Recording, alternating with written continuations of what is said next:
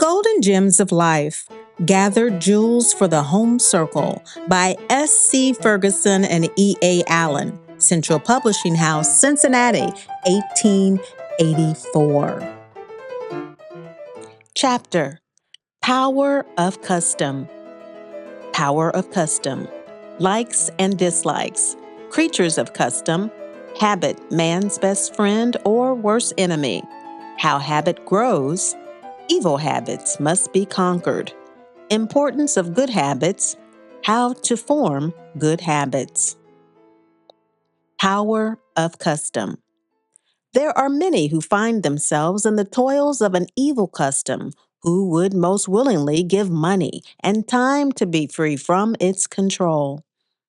Montaigne says, quote, "Custom is a violent and treacherous schoolmistress.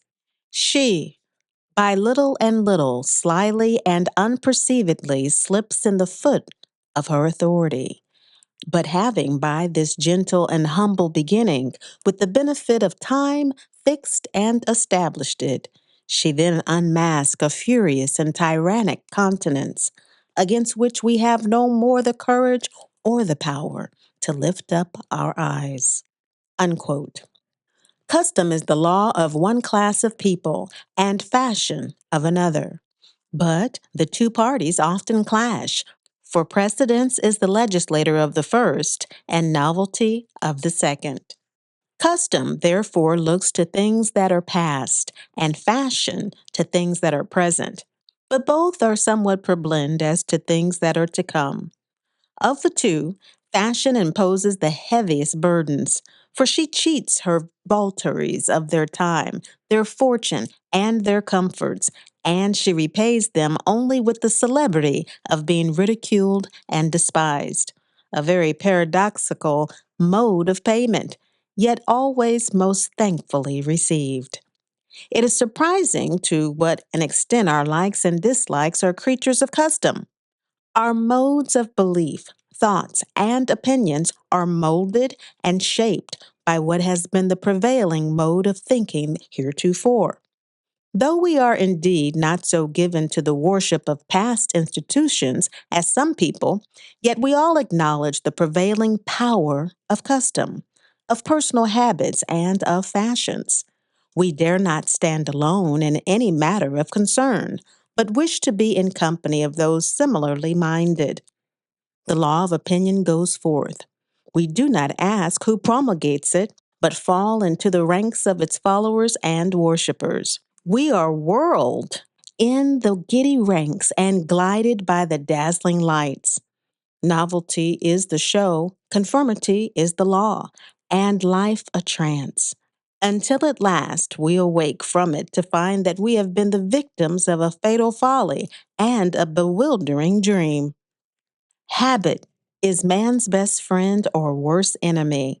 It can exalt him to the highest pinnacle of virtue, honor, or happiness, or sink him to the lowest depths of vice, shame, and misery. If we look back upon the usual course of our feelings, we shall find that we are more influenced by the frequent recurrence of objects than by their weight and importance, and that habit has more force in forming our character than our own opinions. The mind naturally takes its tone and complexion from what it habitually contemplates. Whatever may be the cause, says Lord Kames, quote, "It is an established fact that we are much influenced by custom. It hath an effect upon our pleasures, upon our actions, and even upon our thoughts and sentiments." Unquote. Habit makes no figure during the vivacity of youth. In middle age, it gains ground, and in old age governs without control. In that period of life, generally speaking, we eat at a certain hour, take exercise at a certain time, all by the direction of habit. Nay, a particular seat, table, and bed comes to be essential.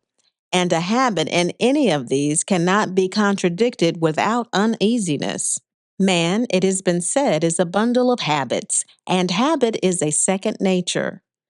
Metastasio entertained so strong an opinion as to the power of repetition in act and thought that he said, quote, all is habit in mankind, even virtue itself, unquote.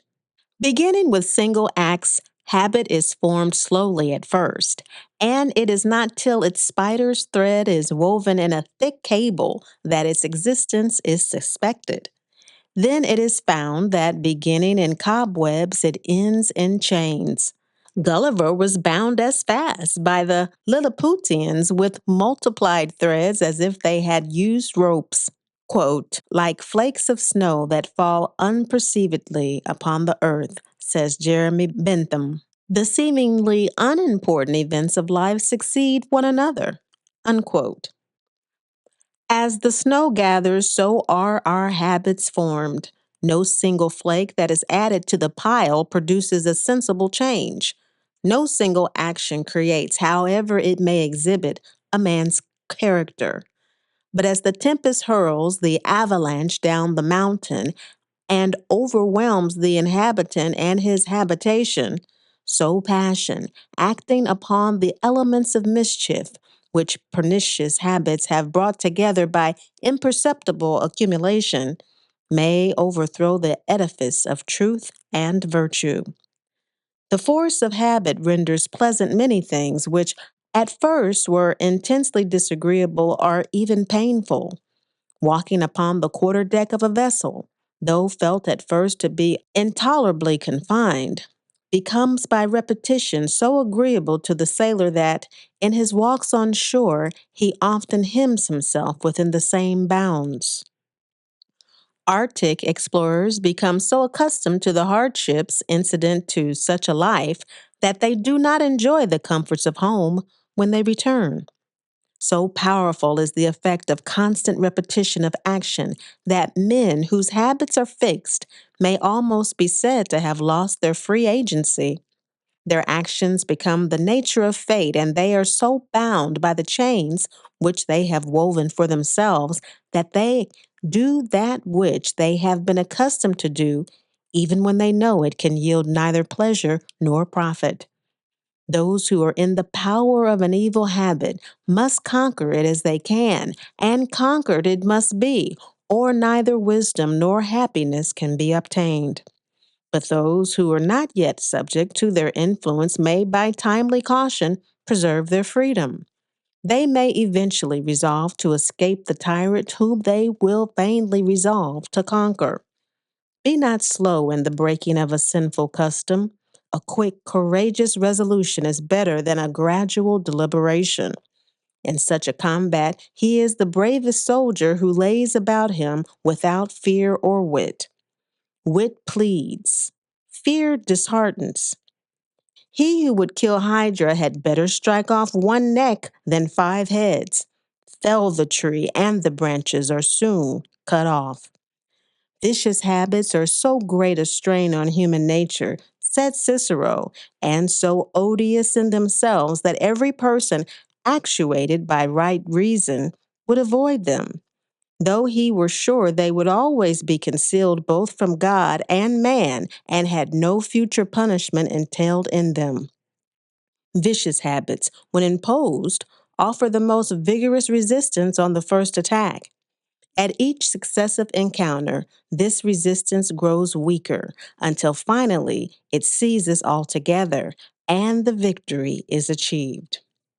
Such being the power of habit, all can plainly see the importance of forming habits of such a nature that they shall constantly tend to increase our happiness and to render more sure and certain that success, the attaining of which is the object of all our endeavors.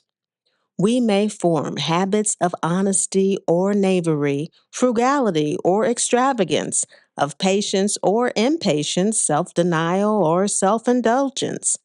In short, there is not a virtue nor a vice, not an act of body nor of mind, to which we may not be chained by this despotic power. It has been truly said that even happiness may become habitual.